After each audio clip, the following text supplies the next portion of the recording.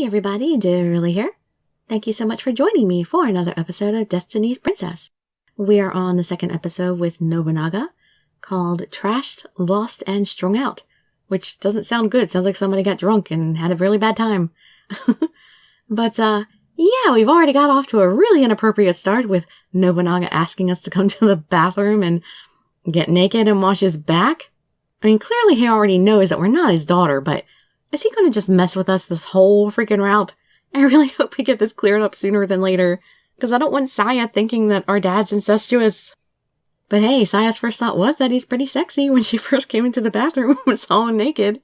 Well, anyway, let's get started with this chapter. You can just sit back, relax, and let me read you a story.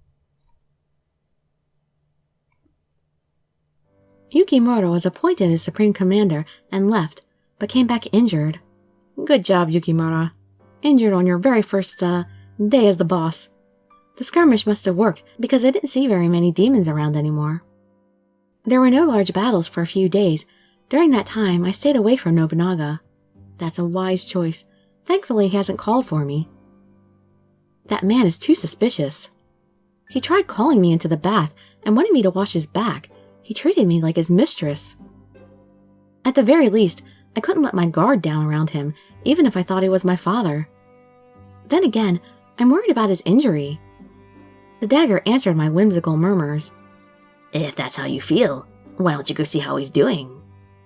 I know, but I saw his deep wound when I met him in the bath. It made me even more curious, but it's boring being all alone. Come into the water with me. If he approached me like that again, I wouldn't be able to hold myself back. What? Really? He's got that much animal magnetism? Say, Nobunaga really does have the memories of him being my father, right? He's truly forgotten his real identity? That's how it's supposed to be. If that was so, then Nobunaga tried to court me, even though he truly saw me as his daughter. That would be disturbing. Maybe he really did know something, which I know to be true. Maybe Nobunaga really did know something. Even though the dagger told me that, he must have known I wasn't his daughter, and... But then, why did he fight for this country, like it was the obvious thing to do? There wouldn't have been any reason for him to get injured like that. Plus, there was the matter of him telling me I owed him for protecting the country. But what if he acted like that, knowing full well that I was his daughter? That would be very disturbing, the exact word I used. Disgusting, even. It made my skin crawl. Then again, it was true he got that big injury because of me. I worried about it for a bit, but I finally stood up. Oh, are you going to see him? I can't do anything if I just sit here and worry about it. I was just looking to check up on him. I could come straight back after. I would just take a peek. Peek? You can't peek if he's wearing clothes. I decided that and went toward my father's room. No, it was now Nobunaga's room. I climbed up the stairs and came close to Nobunaga's room. What are you all doing here? I was surprised to see all of Nobunaga's pages gathered in front of his door. It's the princess! The pages looking inside panicked and bowed down on the floor. What is going on here? The pages were all well disciplined and from good families. It was strange to see them snoop around. Is there something interesting going on inside? No, It's fine. I'll overlook it this time. Please tell my father that I'm here. Well, you see... They all had trouble speaking and glanced at the door. I could hear someone's violent voice from inside. When did you become like that, father? Yukimura! I'm trying to tell you something important. What's with your attitude? Please stop, Prince Yukimura.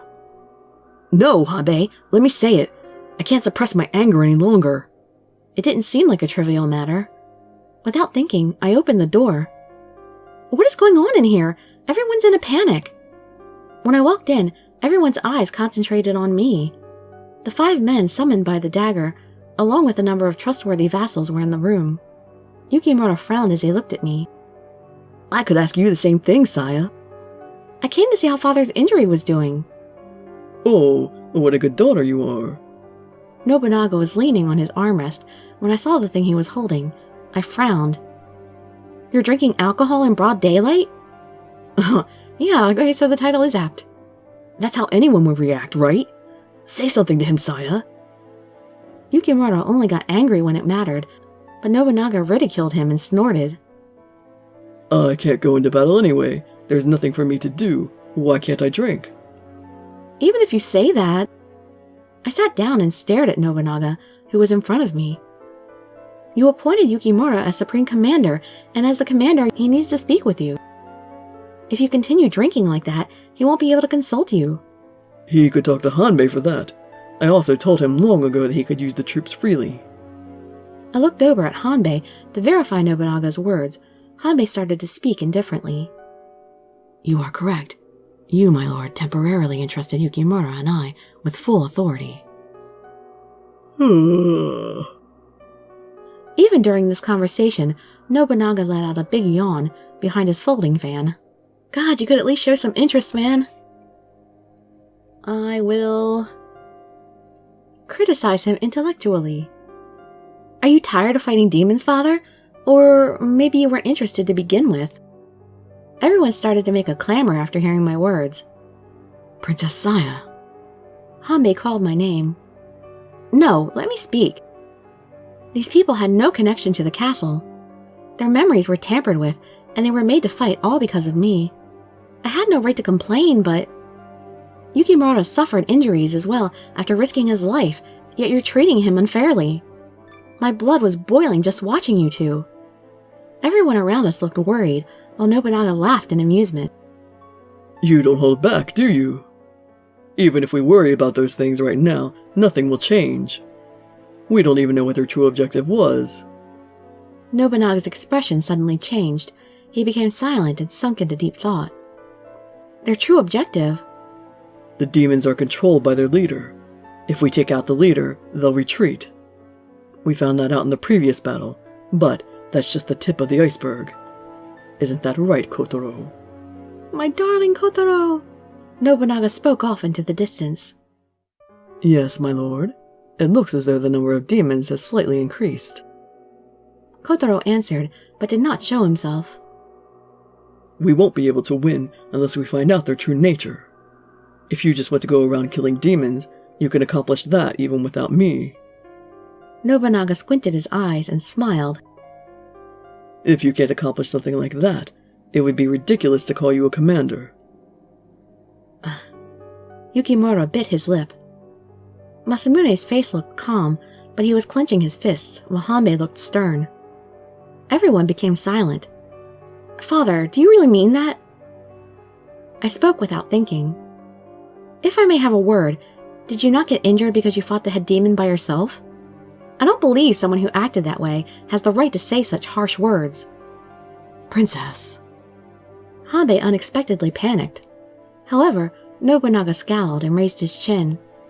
How impertinent! I'll have you sentenced to death. Fine, do as you please. If that's what you want, then do as you wish. All I can do is ridicule you for sentencing your daughter to death for arguing with you. I reflexively spoke those words. However, I didn't care. I died once already. If I feared something like that, it would be rude. They had no ties to this land and still fought. Nobunaga stared at me silently. If I looked away, I would lose. Staring contest! I bit my lip and caught his eyes head on.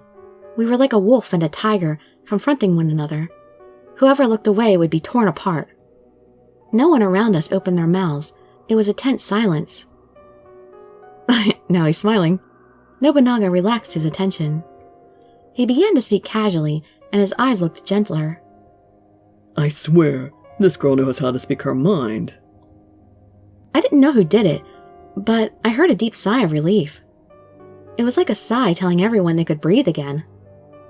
In any case, think of me as being on a hiatus. I will entrust everything to you two during that time. Do as you see fit with this land. Oh, really? You're going to be that lazy? He wasn't this lazy in the other routes. If you understand, then leave my room at once. I have business to attend to after this. Nobunaga wearily waved his hand. After everyone went into the hallway, they all surrounded me. I didn't expect you to be so rash, Princess. I'll say, my heart almost stopped. The way the two of them approached me, it was like I was set to be scolded. Honestly, I thought you said it well. Even Lord Nobunaga couldn't sacrifice his daughter. He's very fond of you, after all. Whoa, Kotaro, when did you get here? Just now. He joined the group like it was natural for him to be there. He smiled mischievously. But what was Father thinking? He was like a completely different person. The same goes for you too, you know, I murmured to myself in my head. Either way, thanks to that talk, we can carry out things the way we want to. Well, yeah. Then let's act like this whole thing never happened to begin with. Yukimura and the others talked as they walked off. I was about to follow them, but a page stopped me. Princess, Lord Nobunaga is calling you. Kotaro's not a page. He's calling me. What did he want? Did he change his mind and decide to sentence me to death? Maybe he wants me to change his bandages for him. I can't be... I thought hard as I entered his room. Nobunaga was examining his clothes. What, does he want me to dress him for him? Father, what business do you have with me? If I remember correctly, you can shoot a bow and arrow, right? Huh? Yeah, more or less. What about it? We're going on an excursion. Bring a bow. Nobunaga, having said his piece, smiled. Oh, that was a ridiculously short chapter. Oh my god. Okay, I'm really sorry about that ridiculously short chapter, but it is what it is. Darn you, Nobunaga, why are you being even shorter than Kotaro was? Well, maybe this means I'll have a nice long ending. Well, we didn't get anything straightened out there. We still think he might be an incestuous jerk. Well, I hope to see you in my future videos, and I'd be so grateful for any likes, comments, subscriptions, or shares with your friends to show some support. Thank you so much for joining me, and I wish you all health, happiness, and safety. Dirili signing out. Bye-bye, everybody.